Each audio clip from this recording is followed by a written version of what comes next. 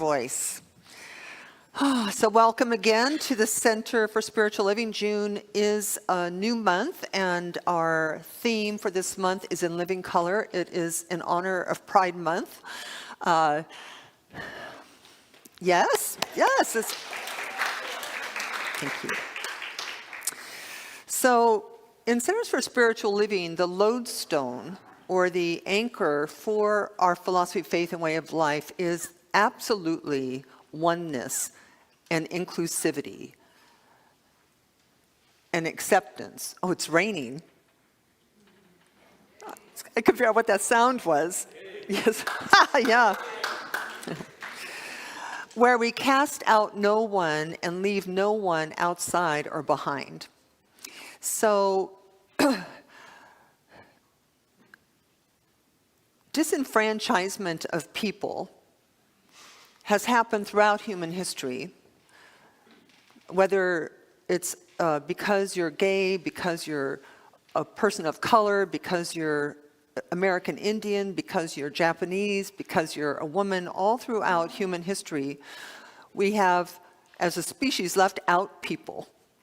So, and in that leaving out of people, the people who are left out have to work especially hard to bring forth themselves fully. Do you understand what I'm saying? They have to decide and choose that despite the fact that they're not welcomed or appreciated or valued or seen within this lens of inclusivity and oneness, to be themselves anyway.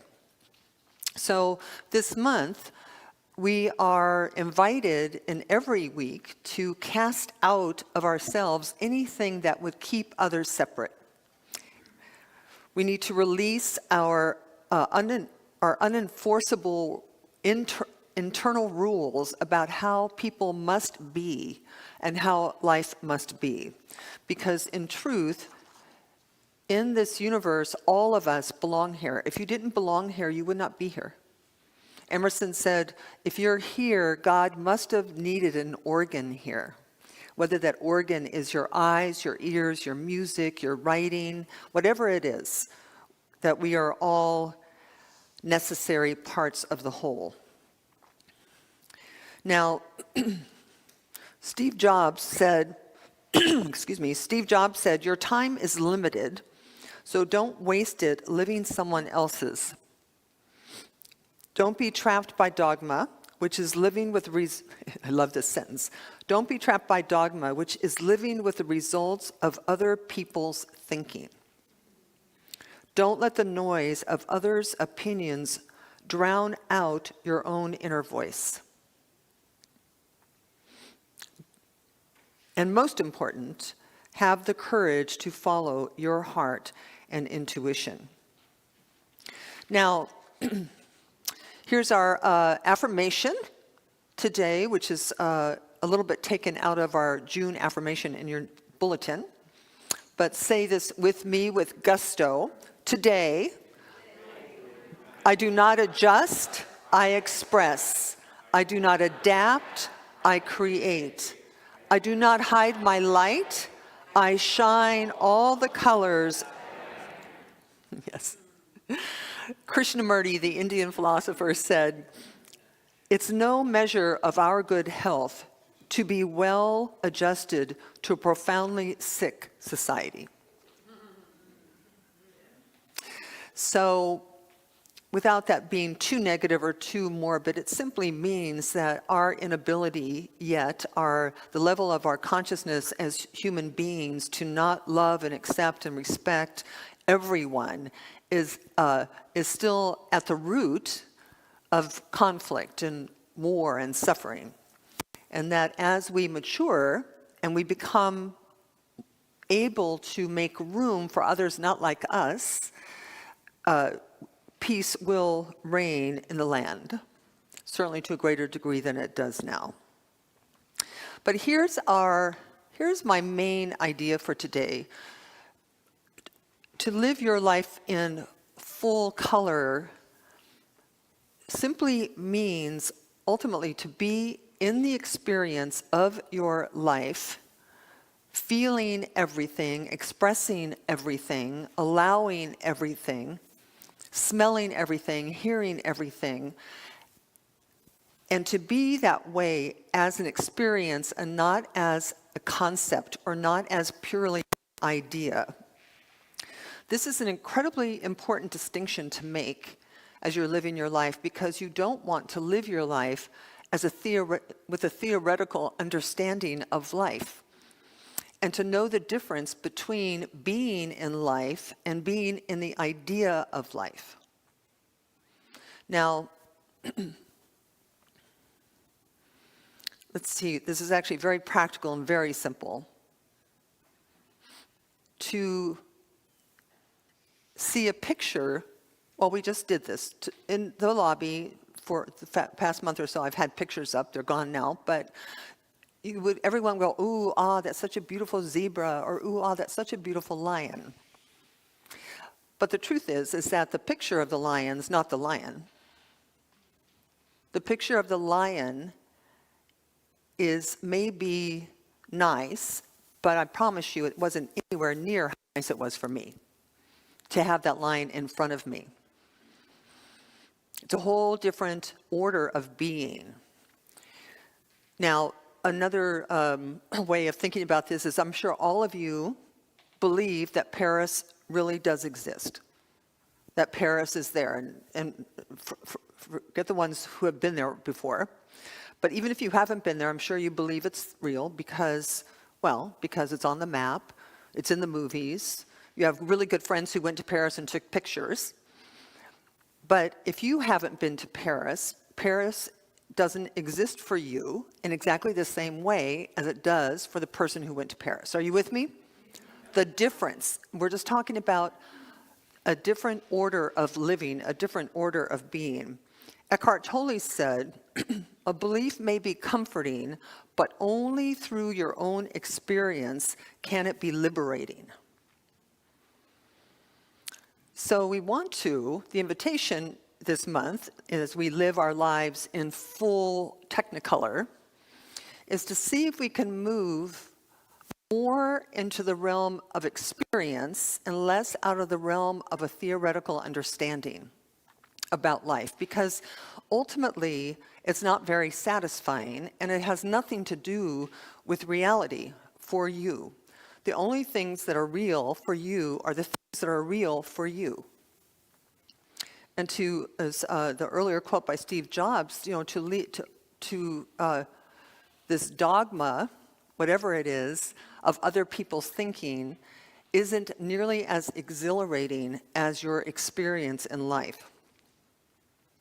Now, I would say for most of us, we're also moving towards giving ourselves permission to be outrageous and bodacious and expressive. For most of us, I would guess that we had some marginalizing experience as children, even by good-meaning people.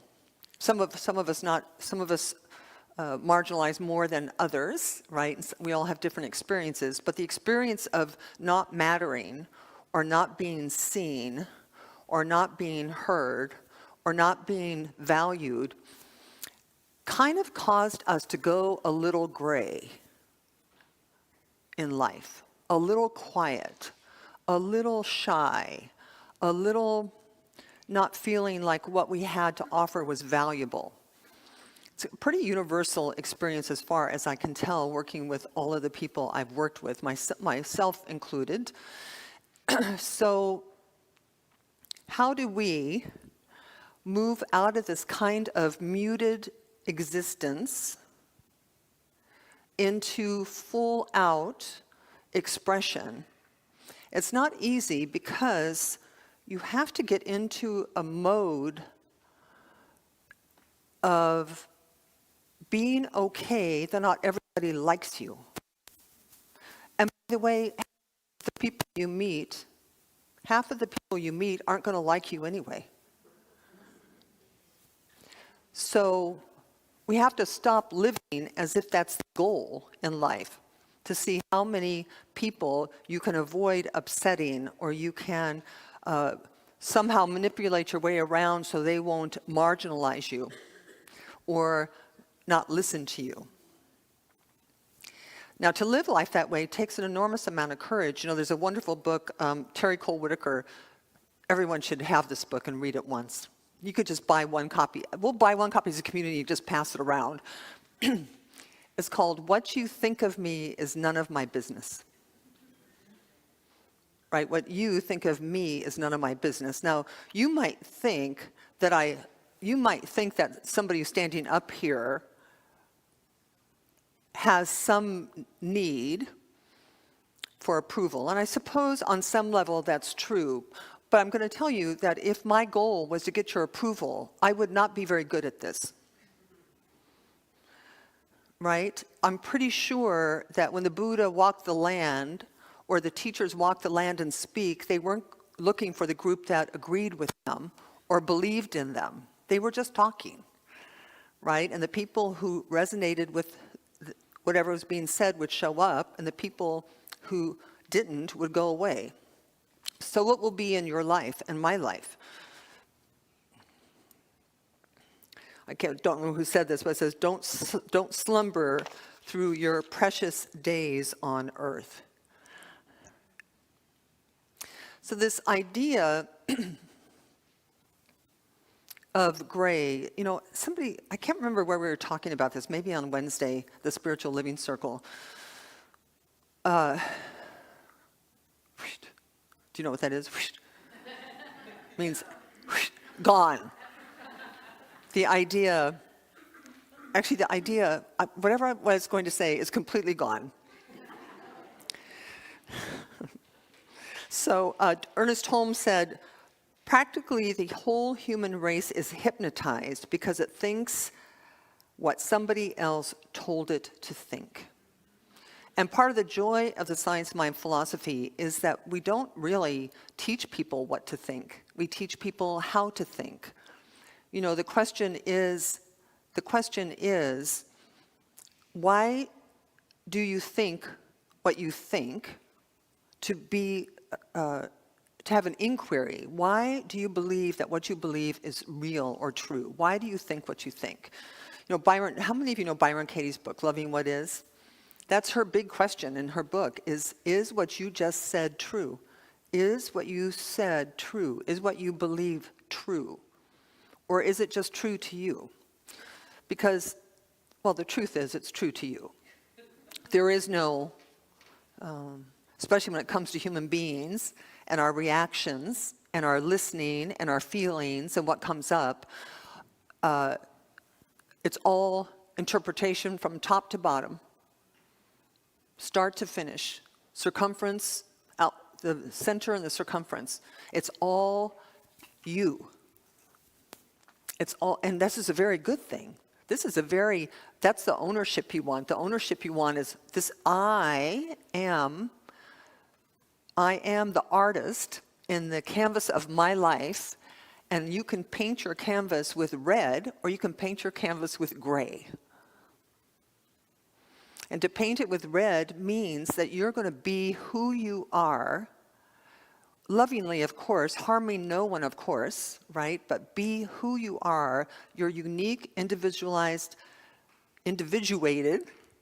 expression of life.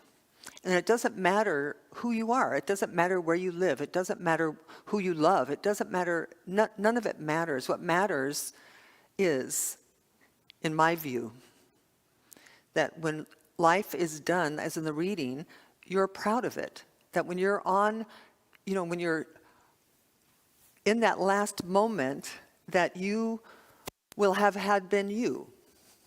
Sound came out funny. You will have lived your life.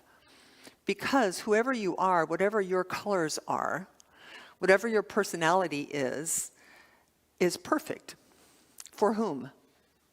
For you, right? It's perfect for you. And it is actually how you will ultimately give your gifts and your treasure to people. It's why you came. I always say, we didn't come here by accident. You aren't the result of a passionate night in the back of a 60s Chevy. That might have been how you got here, but it's not why you got here. You decided long before to be in that Chevy.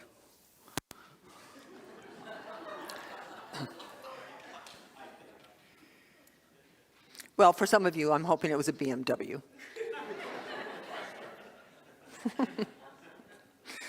Jesus said, be ye not conformed to the world, but be transformed by the renewing of your mind. So simply meaning, don't try to fit in. Don't try to fit into a world, Krishnamurti said I can't remember his exact words, a world that doesn't work. Don't try to fit into a sick society. Don't try to do that. Be yourself. Be loving. Be kind. Be generous. Jesus said, somebody on the cheek, don't hit them back. Offer the other cheek. Somebody wants your jacket, give them your jacket. Now, does that mean we're doormats? Of course not. But the teaching being, be who you are, let other people be who they are, and you will find a great deal of flamboyance, colorful, like every day will be an adventure. To live a gray life is to live a life where you are not being you, and when you are not being you, all kinds of terrible things happen. Boredom, addiction, too much sleep, right? Too much TV, too much when you're not being you. I'm not sure who said this. I think it was, doesn't matter. My life has been full of terrible misfortunes, most of which never happened. Mark Twain. Thank you very much. Mark Twain.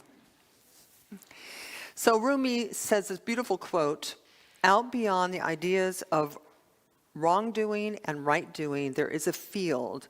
I will meet you there. So this field doesn't acknowledge color, doesn't acknowledge gender, doesn't acknowledge sexual orientation, doesn't acknowledge nationality, doesn't acknowledge politics, doesn't acknowledge any of the things that we would use to divide ourselves. It doesn't acknowledge that if you do this, you're good. If you do this, you're bad. If you do this, you're smart. If you do this, you're stupid. It is a field of belonging. It's a field of a community. And it's a state of consciousness. It's a choice you make to live in life comfortable in your own skin. And once you are comfortable in your own skin, you will not condemn another person for being comfortable in their own skin. Now, to do this is a choice, because you kind of have to get off the mainstream, the hamster wheel of life. And especially if you're in a group, and you are, we're all here, if your friends, families here, your coworkers are here, chances are the groups we've been with for a long time have certain ideas and ideals, certain values, and we just kind of live with those values and ideals. And if you change your mind, then you might have to change your tribe, or they might kick you out. It's better to live with that kind of authenticity and passion than to live muted. Deepak Chopra says, you can step out of virtual reality, the dream, the matrix, any time you want. And he said, no one will even notice that you've left. So as we embark in June, so this is kind of membership month, so we're kind of, the summer we're kind of really about, I'm really about wanting to get the word out, because I do know, one of the things about Centers for Spiritual Living and Unity churches is that everybody is welcome here. Do you know that gay people cannot go into most regular churches? They are not. And it's a little unfathomable, really. But you are welcome here. Everybody is welcome here. And we meet each other where we are, whether we're healing, whether we're healed, whether we're angry, whether we're peaceful. We come together really to begin to see life with a whole array of color. And we welcome it. You know, this staying under the radar in order to play it safe, it's okay for some, not okay for a mini God, right? Because as unique, individualized expressions of life, of the most outrageous creator of all, that's who you are. So let us affirm this one more time together. Today, I don't adjust, I express, I do not adapt, I create, I do not hide my light, I shine all the colors that I am. And so it is. Woo! All right, so let's just move into a moment of prayer. This prayer time is time for shifting consciousness, because what changes us is not our conscious mind. What changes us is a decision that gets made from the depth of our soul, where we can alter the subconscious, unconscious, and prayer does that more than any words could do. So I just invite you to turn within for a moment. Take a deep breath, recognizing in this moment that every living thing breathes. Every living thing's, our hearts beat. We all want happiness and freedom. We all want authenticity and joy. It is a universal longing of life to be in life fully and completely. And so we start at the beginning, which is to simply recognize that we did not make ourselves or the planet we live on or any other living, gorgeous, colorful thing. But we can be one of those gorgeous, colorful things. And we can enjoy the full spectrum of colorful things.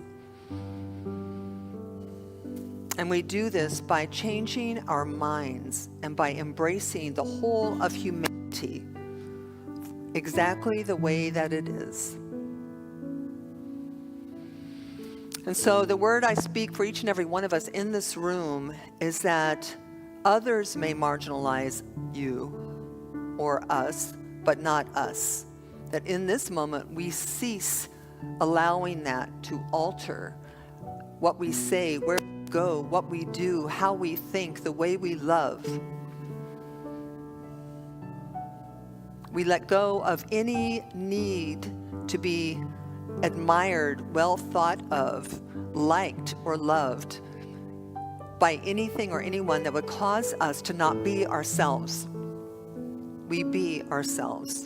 And I know that as we be ourselves, that God rejoices, that there is a celebration in the universe when we celebrate ourselves. And so I know that the end result of this self-acceptance and acceptance of others leaves us peaceful, leaves us calm, leaves us in awe of the full spectrum of what life is on this beautiful, beautiful planet that we occupy for a very, very short period of time.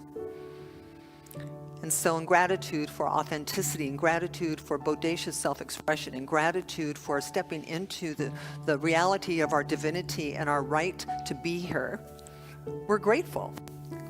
We just simply let that sink in. We let how okay you are just wash over you. You are perfect the way you are. You are whole the way you are. and you are complete. Nothing is missing, absent, or broken.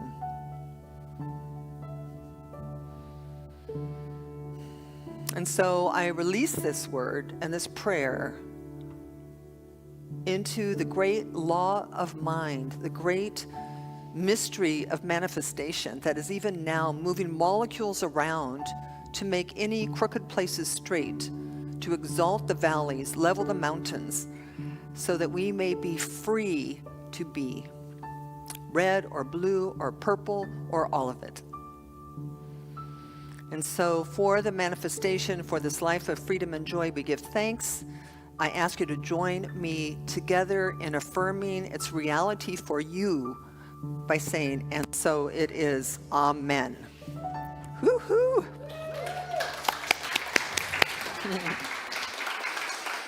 Yeah.